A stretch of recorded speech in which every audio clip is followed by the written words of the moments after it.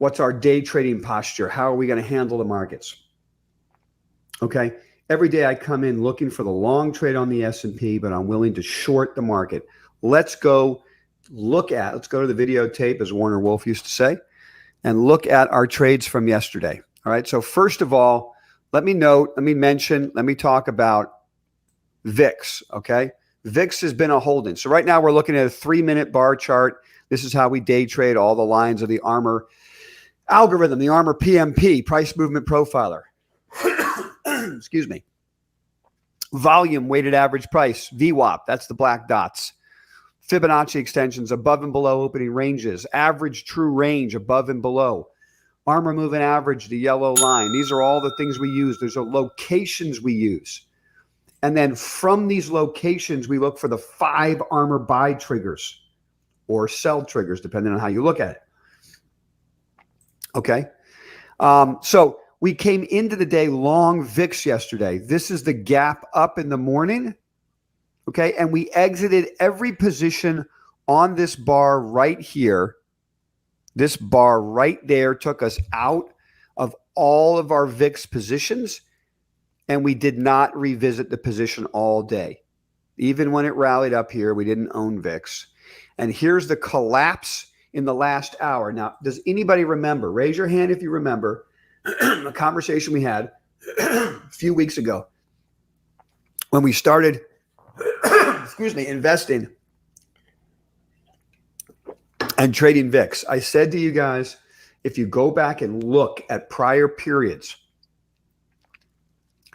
particularly in the VIX Volmageddon rip higher of 2020. So even in the most bullish time for VIX, 3 o'clock is the witching hour.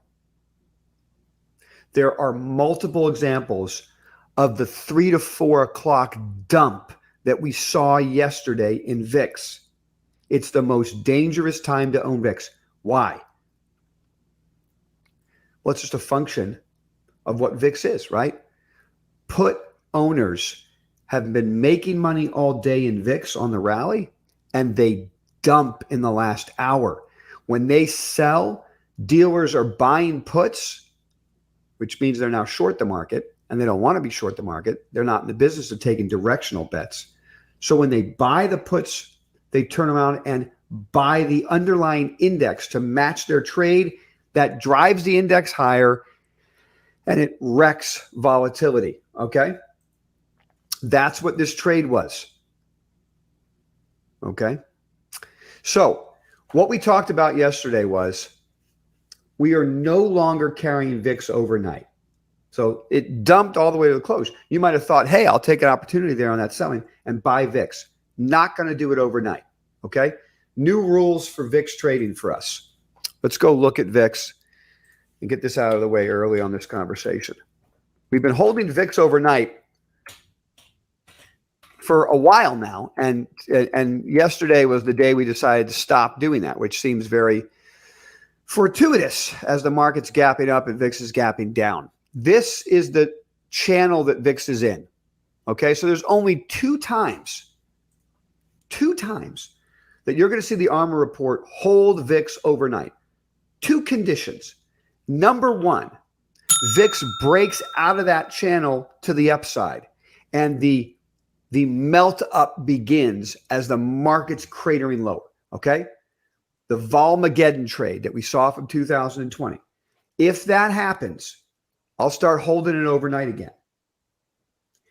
If VIX goes back down to the lows of this channel, take a look at this green box in here where we bought VIX the last time. Okay, we are going to do a Brian OG trade. It's a shout out to you, brother, because you've hit it twice now, and you're absolutely right. I don't know if Brian's going to do this again, but he had a buy stop out on VIX at the bottom of the channel. He gets filled and bam, makes money. I love that idea. VIX at the bottom of the channel, I'm going to be all over the Brian OG trade, or VIX breaking out of the top of the channel, and I'll start holding it overnight.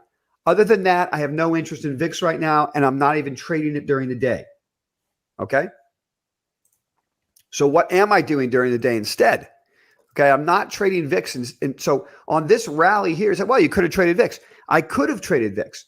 What I chose to do instead, and we had much success doing, okay, was shorting the market, right? So what we like to do is short small caps and the NASDAQ while we look for long S&P trades, okay? So let's just go over the trade real quick. This is the NASDAQ now. So the market gapped down, rallied up. Now, write this down so that you remember it every day. In a risk monitor green market, in a positive gamma market, the market sells off in the morning and at 11:30 starts to grind higher. In a risk monitor red market, in a negative gamma market, the market rips higher in the morning and dies at 11:30. Okay? So in this environment, if we get the setup, not every day is like that, right? Not every day. Okay? But yesterday was a perfect example of this. If we get a setup like this, where the market gaps down, rallies up all morning, at 11:30, we start looking for our entry point to short. And what we did was we used the breakdown below the first standard deviation above the VWAP. So you can see this aggressive move higher, and then it breaks down below the first standard deviation almost exactly. This was 11 o'clock, 11:30. The market was already down by 11:30. So it doesn't have to be exactly 11:30. This was 11 o'clock where the trade happens. So we read and react to it. Sometimes it's exactly 11:30. Sometimes it's 10:45 and the breakdown's at 11. That's okay. We were actually right in here shorting this bar right here. What time was that? That was 11:45. 11:45? What am I looking at here? Oh, yeah, 11:45. So this was 11:30. So this happened exactly at 11:30 yesterday.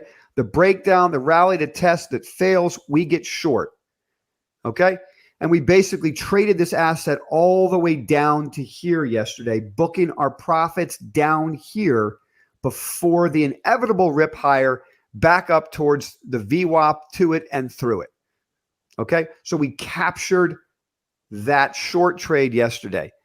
We'll be looking to do that again today, particularly because the market's gapping up this morning. Okay? We did the same thing yesterday on small caps. So when we're shorting the NASDAQ, we're generally shorting small caps at the same time. They had the exact same chart pattern. Rally to 11:30, roll over and break down at 11:30, get short, and we traded it. So, we're trading all day. We booked profits on the first sell-off. It rallies back. We got short again on this bar, sold and covered it right in here on the ATR low of the day. Okay, so that's the trade we're going to be looking to execute again in the market. So